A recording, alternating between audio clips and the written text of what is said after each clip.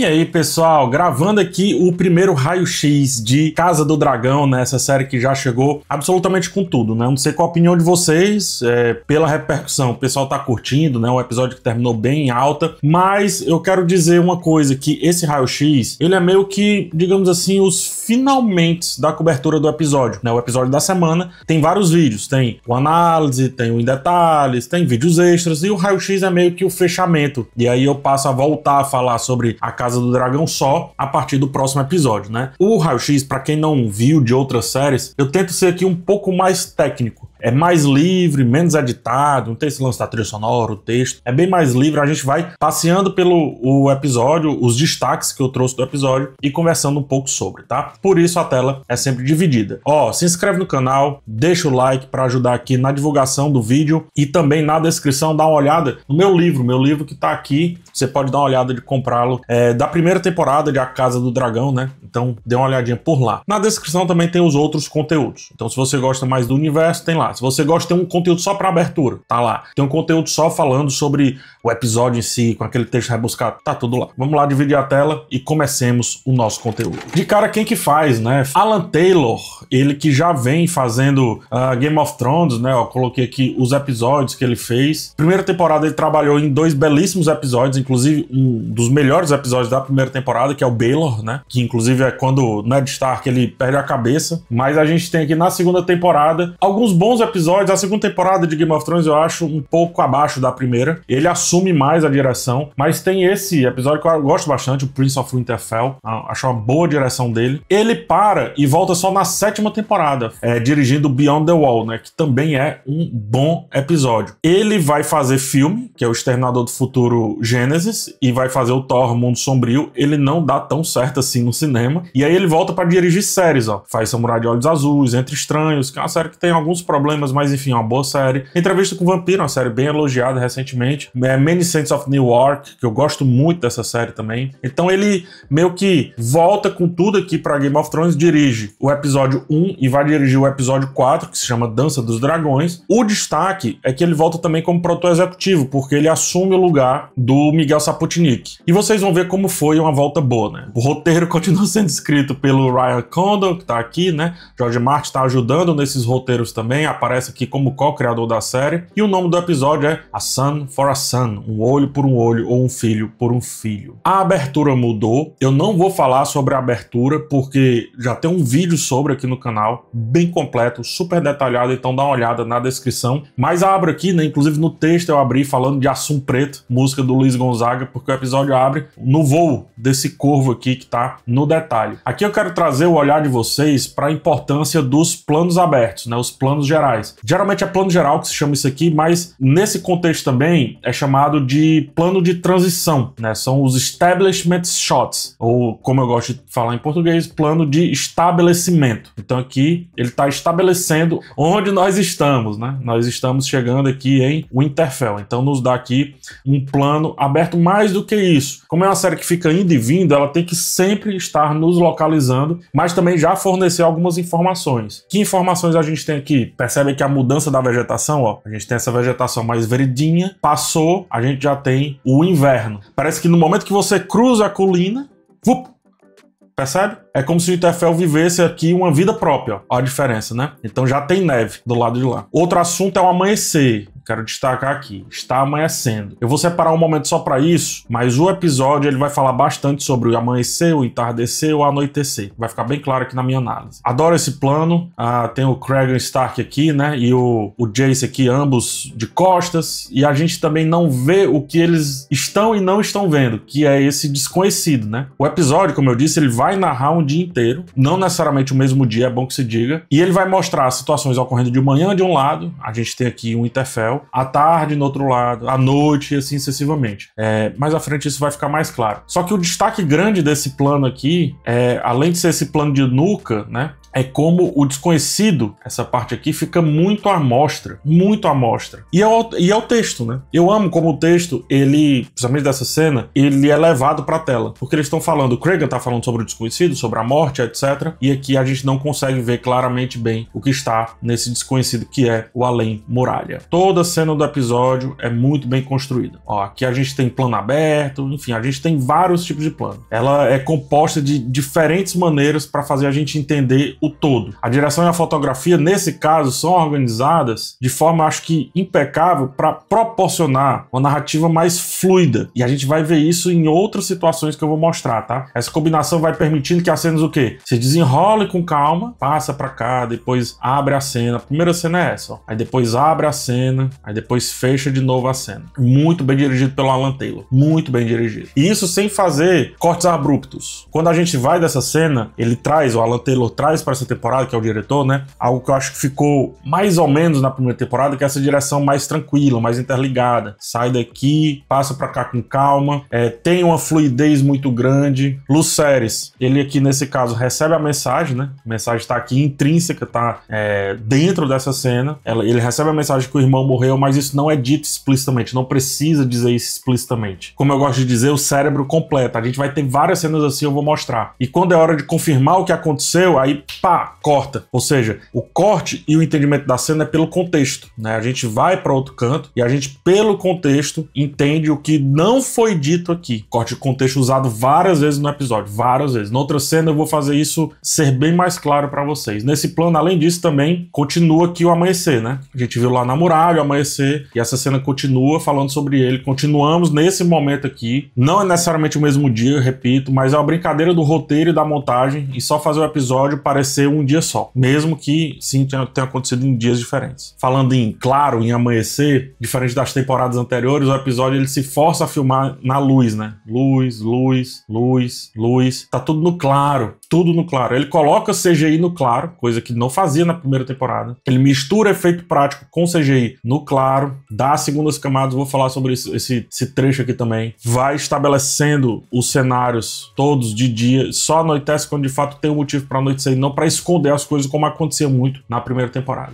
Aqui, ó, a passagem do dia, ó, vai ficar mais clara a passagem do dia. Ó. Colocar aqui, pronto, 6 e 7. Aqui amanheceu, aqui ainda tá de manhã, mas já tá aqui meio-dia, né? Aqui já tá no entardecer, olha aqui pela luz. Percebe a diferença de luz? Deixa eu tirar isso aqui tudo. Ó a diferença de luz aqui, ó. E aqui já é o entardecer, só que agora em Dragonstone. Ó, já tá mais azulado. Daqui, a gente no plano seguinte já passa para esse daqui. Ainda não tá 100% escuro lá fora, mas não tá mais tão claro quanto aqui, né? E finalmente chega a noite, quando eles só vão usar tochas para iluminar as cenas. Não vai mais ter nenhuma luz vindo da janela, como tem nessa daqui, como tem nessa daqui. Aqui, ó, a janela não ilumina mais, tochas e tochas é que vão iluminar as cenas. E aí sim, a série pode ser escura tranquilamente. Diferente da primeira temporada, que já queria ser escura desde o começo, né? Por quê? Porque sim, para esconder as coisas. Aqui eu quero um destaque simples, só que interessante. Essa cena me lembrou demais as ilustrações aqui do Mark Simonetti, um ilustrador maravilhoso. É rapidinho, tá?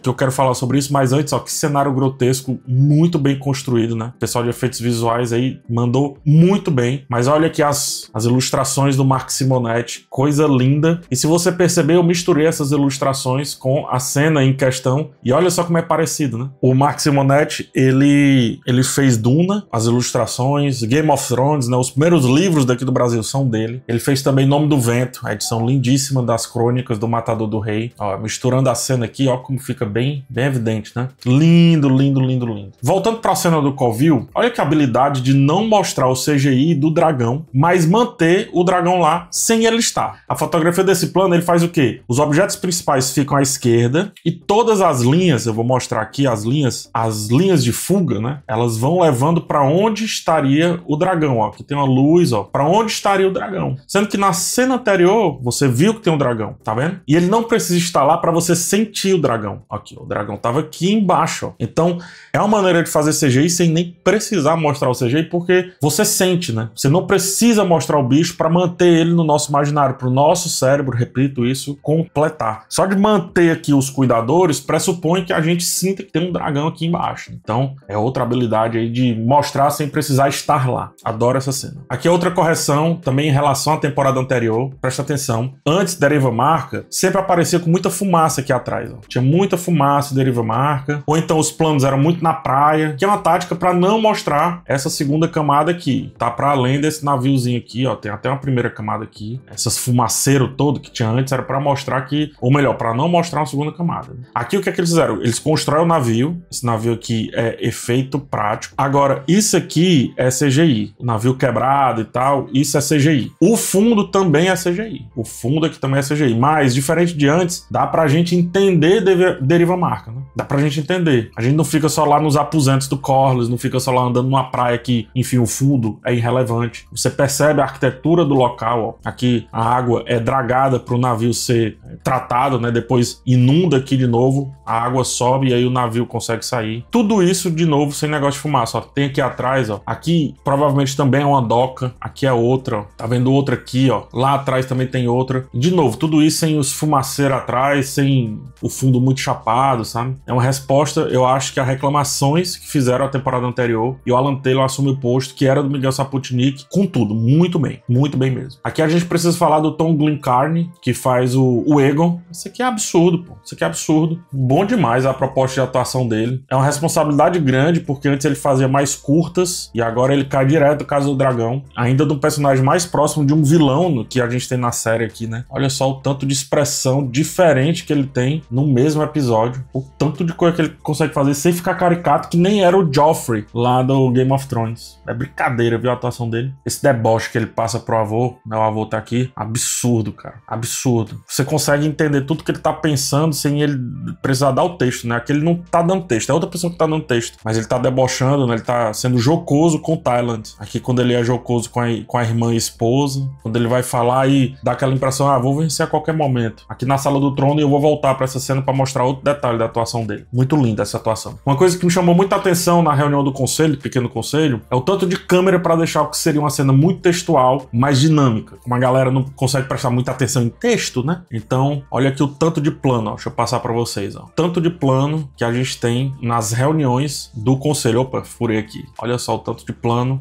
A câmera sempre muito calma, sempre tranquila, mas tem um detalhe. Ao mesmo tempo, apesar de todos esses planos, todos eles querem olhar pra essa pessoa. Como ela reage, como ela entende as situações, tudo. Fica mais claro aqui, ó. Nesse daqui eu fiz uma composição, mas quando o Aemond entra em cena, ela tá aqui, certo? Ela tá embaçada, mas ela tá olhando. Já corta pra saber o que ela pensa. A câmera, ela não precisa ficar sempre mudando em cortes pra registrar o assunto dessa cena, e eu defendo que o assunto dessa cena é a Alicent. É 100% a Alicent. É ela incomodada com aquilo tudo. É ela incomodada com várias situações que são colocadas ali. Quando o Criston Cole tá falando pro rei, pra ele não se arriscar e tal, né? Ele não tá falando pro rei, tá falando pra Alicent. E a Alicent tá no plano. Ela tá ali. Tanto que assim que o Criston Cole fala que o rei reage, muda o foco pra ela. Só mudando o foco, mostra como ela é o objeto central dessa grande sequência. Aqui, se você perceber, até no plano aberto, todo mundo tá muito paradinho aqui, ó. Só você assistir que você vai perceber. E você vê que ela é a única que tá todo tempo se mexendo, todo tempo incomodada, todo tempo participando, mesmo quando não tem texto. É maravilhoso, cara. A atuação dela também, né?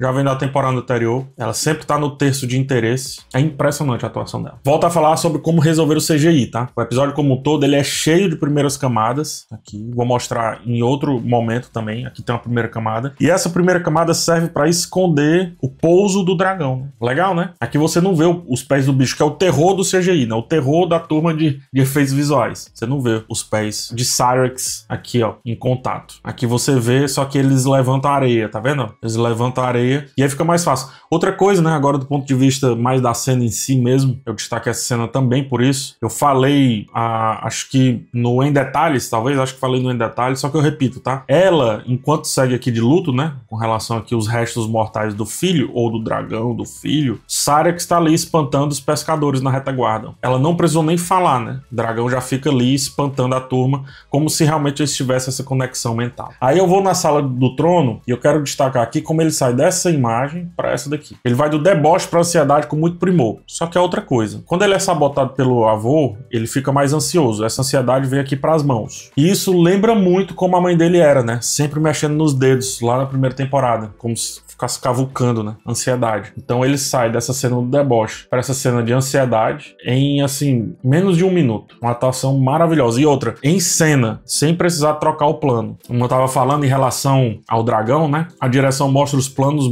nunca mostra, melhor dizendo, os planos muito diretos. Sempre tem uma camada à frente, a gente sempre tá aqui, sempre tem essa camada aqui à frente. É como se a gente estivesse espiando. É como se a gente estivesse por detrás. A gente sempre tá espiando, a gente sempre tá escondido. Começa a cena, depois se organiza, mas a gente começa a cena espiando. Ó. Parece que a gente tá proibido de estar ali. Ó. Essa outra cena, eu fiz até a continuidade dela para ficar mais claro. A gente sai aqui detrás dessa pilastra, pode-se dizer, e aí a gente entende o plano. Vamos espiar mais um pouco, só depois é que a gente pode aqui ficar através da escada, né, vendo o que tá acontecendo em tela. As linhas de fuga perfeitas, né, levando tudo pro objeto principal. Impressionante. Mais do que isso, detalhezinho, ele olhando pro pé do Lares, né, que é o pé torto, o apelido dele. Então fica esse outro detalhe também. Lembra lá no começo, quando eu falei como os planos, eles vão passando de núcleo e a mudança vai ocorrendo sem precisar de uma ruptura, sem precisar de uma quebra, sem precisar de ninguém anunciar? Preste atenção nessa simplicidade. Anoiteceu, pode ver aqui, né? Começou a anoitecer, mas tem um detalhe do dragãozinho aqui. Aí vem a fluidez da montagem que chama a atenção quando o gêmeo vai olhar o dragão. Ou seja, a rainha chegou. A rainha chegou e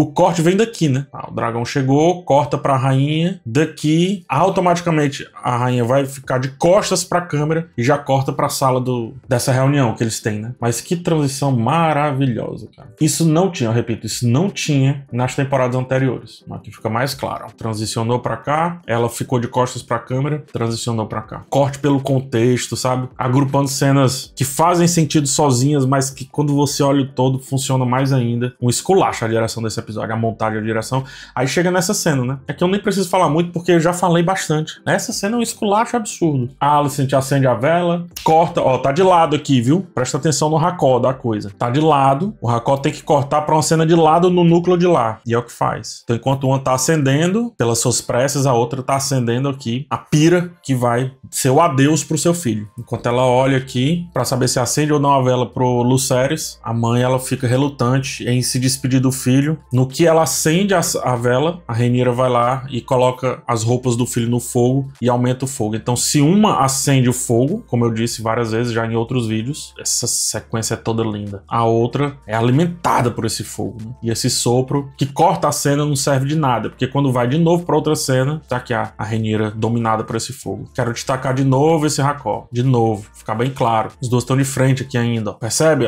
Como os planos eles se conversam, ó. Não preciso nem falar nada, ó. Maravilhosa. Pra terminar essa análise, eu falei muito que essa cena de sangue e queijo parece videogame, né? Aqui, ó, terceira pessoa, tira a trilha sonora, corta. Já viu quando, às vezes você tá jogando, né? Tem muitos jogos que é assim, que são assim, melhor dizendo. Você aperta um botão pra dar um zoom no olhar, pra perceber melhor o que ele tá fazendo aqui, ó. Percebendo o rei. Aí corta de novo pra eles indo andando, que eles vão andando. Ainda tem um olhar aqui, mas passam super desapercebidos, super stealth, né? Parece Assassin's Creed. Não lembra Assassin's Creed? Ou tô maluco? Comenta aí, vai. Acho que não tô maluco, não. Dois ratos, né? Tá aqui um ratinho. Deixa eu mostrar melhor. Um ratinho e outro ratinho. Quando corta, dois ratos. Aqui um ratinho e tá aqui outro ratinho também. Muito bela essa direção. Belíssima. Os planos poéticos, conversando de um lado pro outro, né? E outra, os ratos é mau presságio também, né? Então, sempre que tem rato, algum Targaryen vai se dar mal. Isso é estabelecido pela série como um todo. Só um destaque aqui, como eu destaquei o ator, destaco também a atriz. Uma sequência que não precisa falar. E sem mostrar a cena bizarra, né?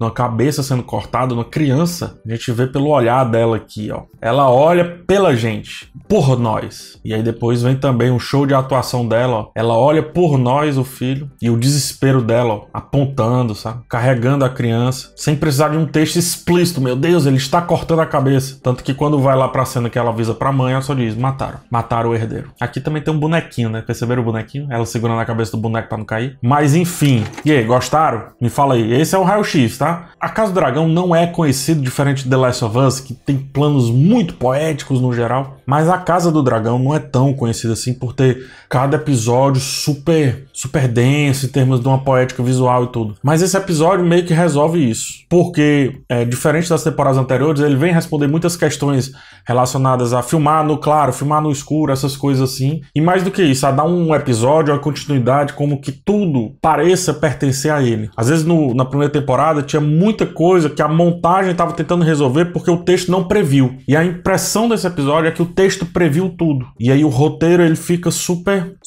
não é nem dinâmico, não posso dizer dinâmico, é fluido mesmo, conectado. Tem um fio ligando cada assunto, cada contexto. Corta do Eamon pro Daemon, enfim. Eu acho uma aula de direção, uma aula de montagem. Mas eu quero saber o que é que você acha. Comenta aqui embaixo, bota nos comentários a sua opinião e também me diz se você gostou ou não desse vídeo, tá? Lembrando, na descrição tem outros vídeos aqui para vários conteúdos do canal, então fica ligado que eu acho que você poderá curtir. A gente se encontra numa próxima oportunidade. Se inscreve no canal, deixa também o seu like e um forte abraço.